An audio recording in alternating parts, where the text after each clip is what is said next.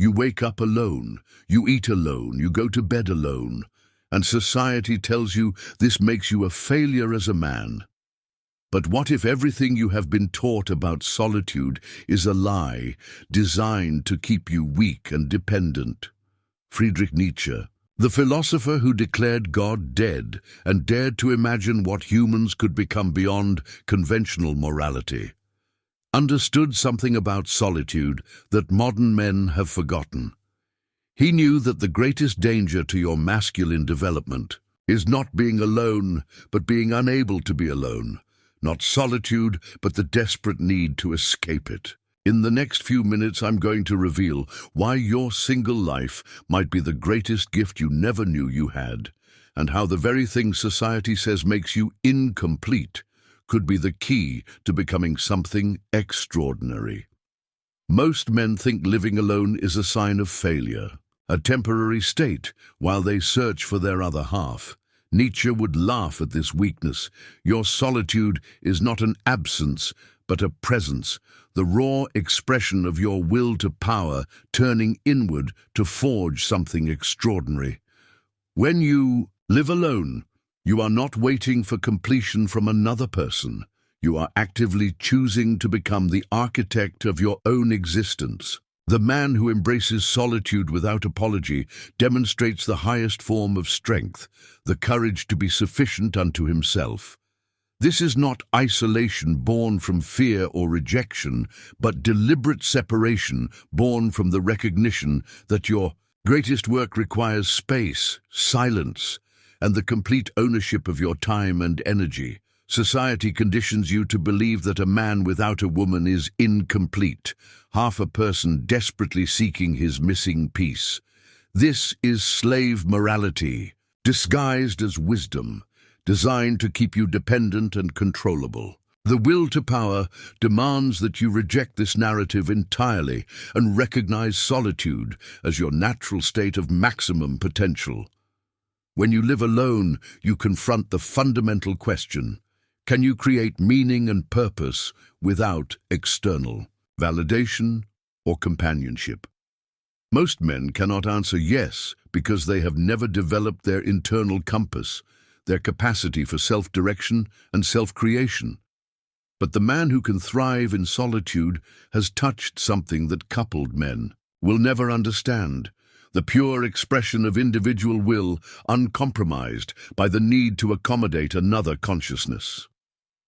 Your apartment, your routines, your goals, your thoughts, all belong completely to you when you live alone.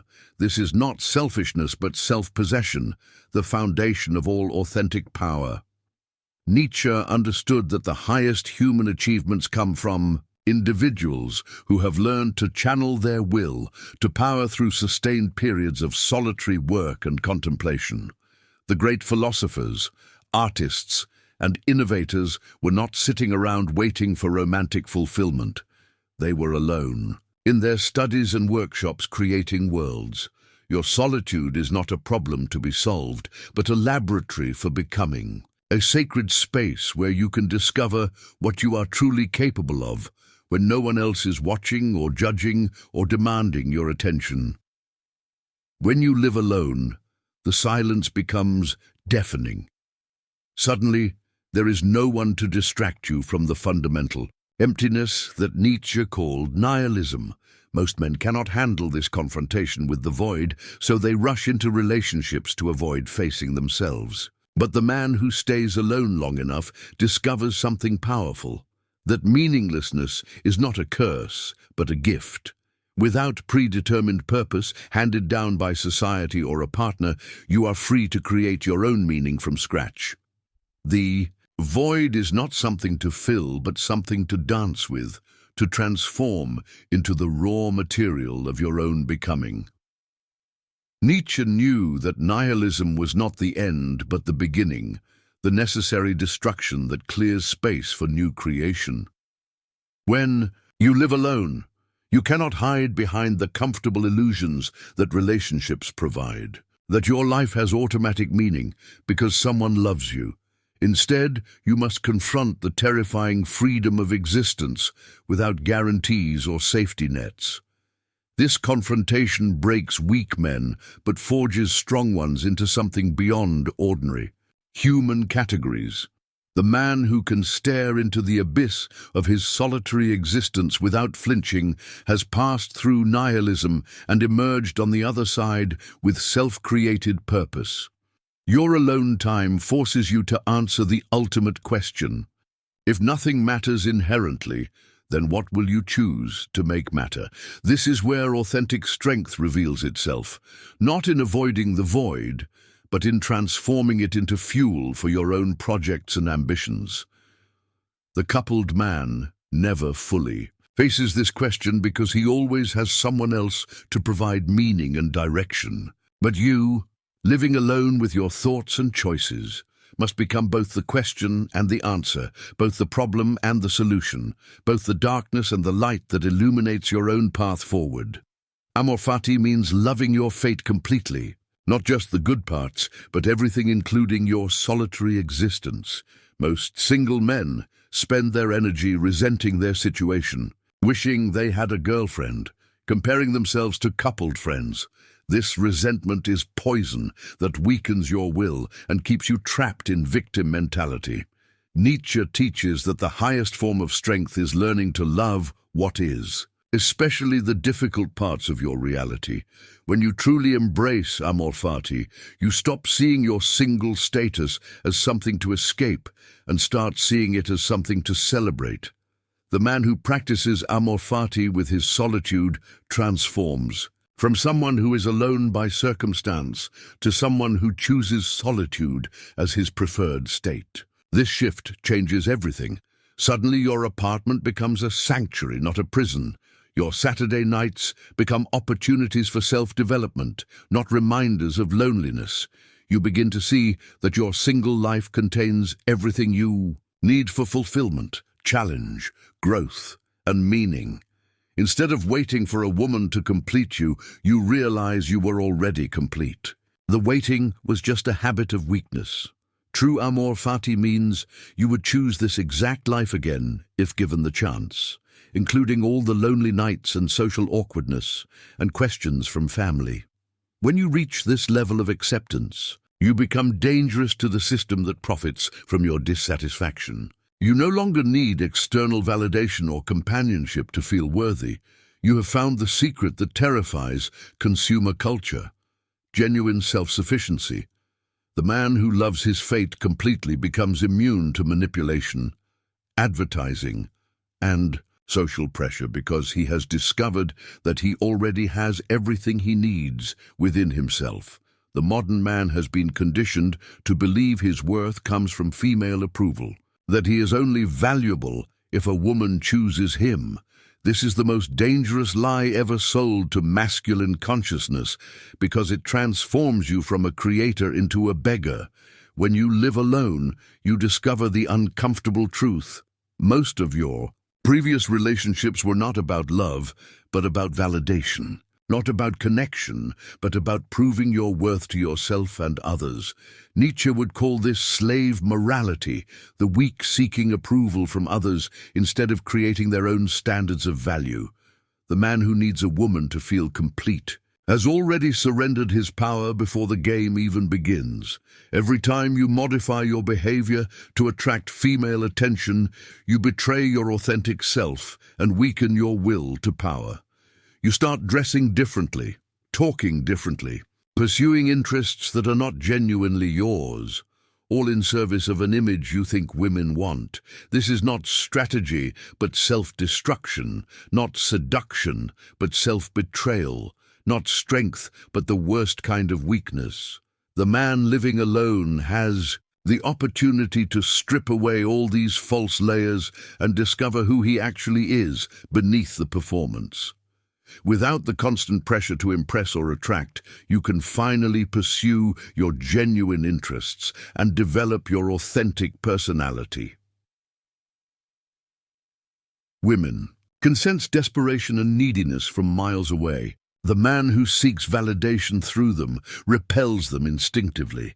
But the man who is genuinely content alone, who has built a life he loves without needing female approval, becomes magnetic in ways that pick-up artists never understand.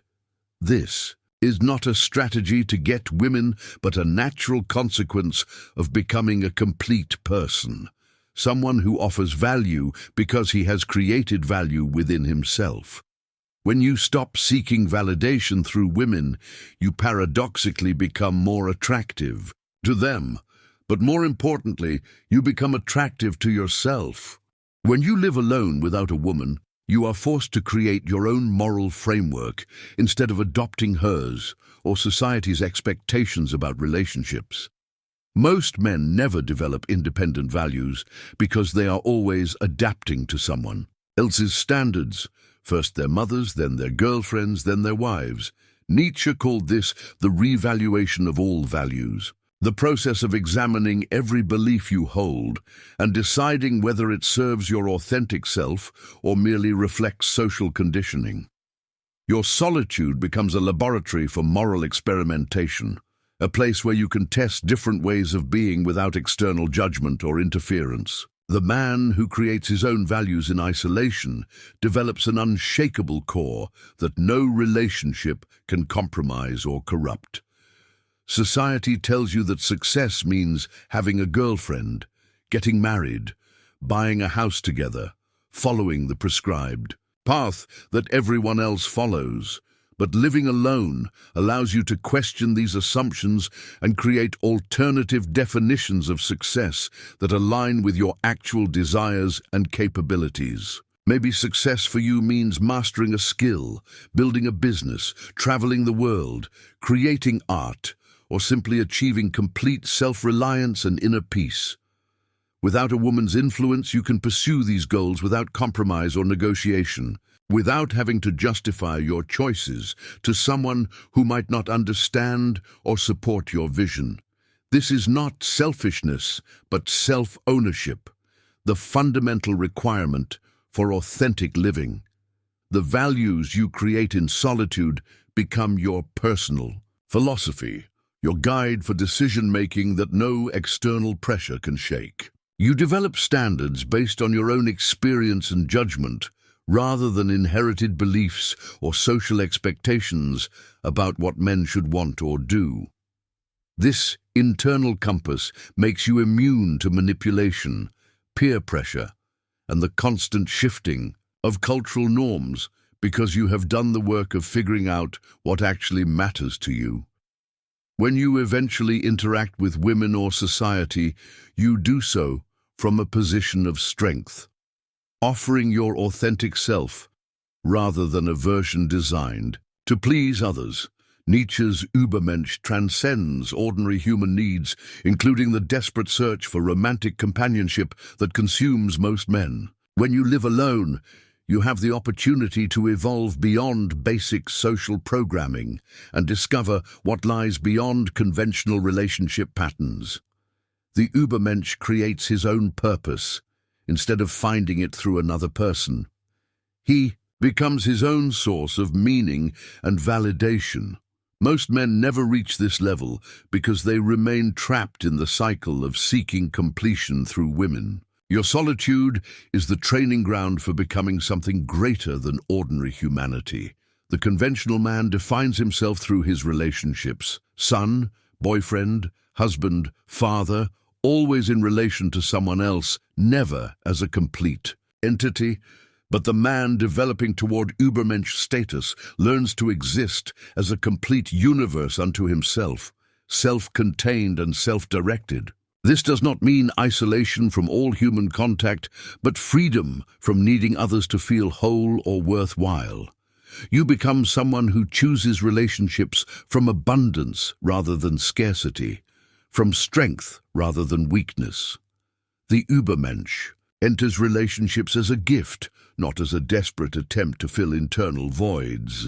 Living alone forces you to confront whether you can become extraordinary without external support or validation from a romantic partner. This is the ultimate test of your potential for transcendence. Can you create meaning and purpose and joy entirely from your own resources? Most men fail this test and remain ordinary, dependent on others for their sense of self-worth and direction. But the few who pass through solitude and emerge stronger have touched something beyond normal human experience. They have glimpsed what it means to be truly free and self-creating. Living alone unleashes your creative potential because you finally have uninterrupted time and mental space for original thinking. Most men never discover their creative abilities because they are constantly distracted by relationship drama and the need to accommodate another person's schedule and preferences. Nietzsche knew that all great art and philosophy emerged from solitude, from minds that had enough silence to hear their own authentic voice. Your alone time is not emptiness but fullness, the fertile void where new ideas can grow without interference. When you live alone, your apartment becomes your studio, your sanctuary, your laboratory for experimentation and creation. You can pursue projects at your own pace without having to explain or justify your interests to someone who might not understand. Whether you write, paint, code, build, or think, solitude provides the sustained focus that creative work demands. The man in a relationship must constantly negotiate his time and attention, but you own yours completely. Creative force requires selfishness in the best sense, the ability to protect your energy and direct it toward meaningful work rather than endless relationship maintenance. Your solitude teaches you to value your own thoughts and ideas enough to develop them fully. This creative self-reliance becomes a source of deep satisfaction that no romantic relationship can match. You learn to generate your own excitement, rather than depending on others for stimulation. Men who panic at the thought of being alone reveal a fundamental weakness that undermines everything else they attempt in life. They jump from relationship to relationship not out of love, but out of terror. The terror of facing themselves without distraction or external validation. Nietzsche would recognize this as the behavior of the weak, those who lack the strength to be their own companion, and must constantly seek others to fill the void where their self-respect should be. The man who cannot be alone is not ready for any meaningful relationship because he brings nothing but neediness and desperation to the table. Watch how differently these weak men behave when they are single versus when they have a girlfriend. They become completely different people depending on their relationship status. This inconsistency reveals that they have no stable core, no authentic self that remains constant regardless of external circumstances. They define themselves entirely through their romantic connections, which means they have no real identity at all. The man who thrives alone maintains the same strength and purpose, whether he is single or coupled, because his foundation comes from within. These men who fear solitude often become controlling and clingy in relationships because they know they cannot survive without their partner. They sacrifice their friends, their hobbies, their dreams, anything to keep the relationship alive because they mistake dependency for love. Their desperation makes them weak negotiators who accept poor treatment rather than risk being alone again. The irony is that this weakness ultimately destroys their relationships. No one respects someone who has no other options. Society has created a moral framework that labels single men as failures and coupled men as successful. But Nietzsche teaches us to move beyond these simplistic judgments. There is no inherent good or evil in being alone or being in a relationship. These are just different ways of organizing your life that serve different purposes at different times. The man who lives beyond good and evil stops judging his relationship status through conventional morality and starts evaluating it through personal effectiveness and authentic desire. You are not morally obligated to seek a relationship, nor are you morally superior for avoiding one. Most men torture themselves with guilt about being single because they have internalized society's judgment that something must be wrong with them. This moral framework keeps you trapped in shame and prevents you from making clear decisions about what actually serves your development and happiness.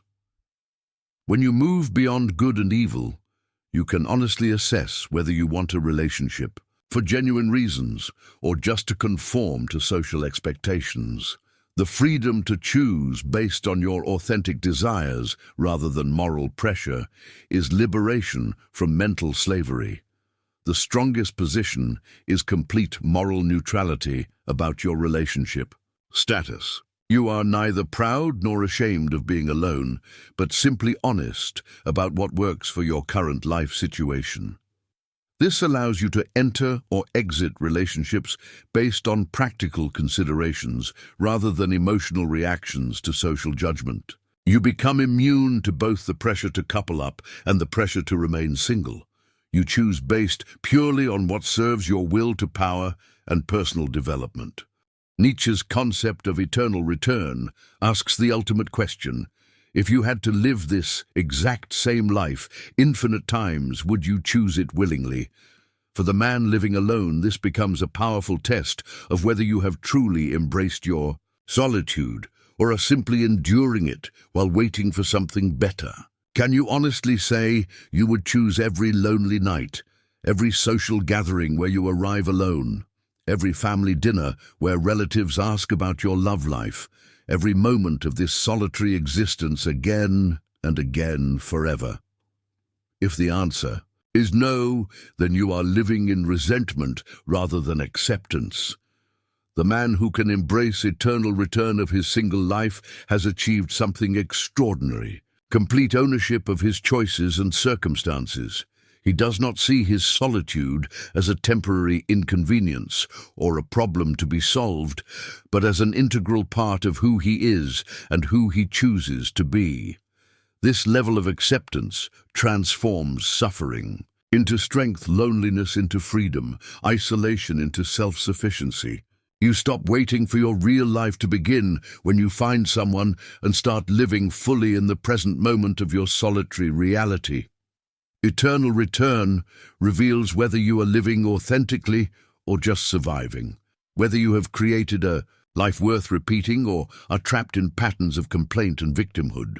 The highest form of self-love is being able to say yes to your entire existence, including the parts that society considers deficient or incomplete. When you can genuinely embrace eternal return of your solitary life, you have transcended the need for external validation and discovered the secret of unconditional self-acceptance. The man who truly understands Nietzsche realizes that living alone is not a consolation prize, but a masterclass in becoming. Not a failure, but a choice that separates the strong from the weak. Your solitude is your laboratory, your training ground, your sacred space where you forge yourself into something beyond ordinary humanity. But here is the question that will determine everything. Are you using your alone time to become stronger, or are you just waiting for someone to rescue you from yourself? If this video opened your eyes to the power hidden in your solitary existence, then subscribe to this channel, because we are just getting started on this journey of masculine awakening.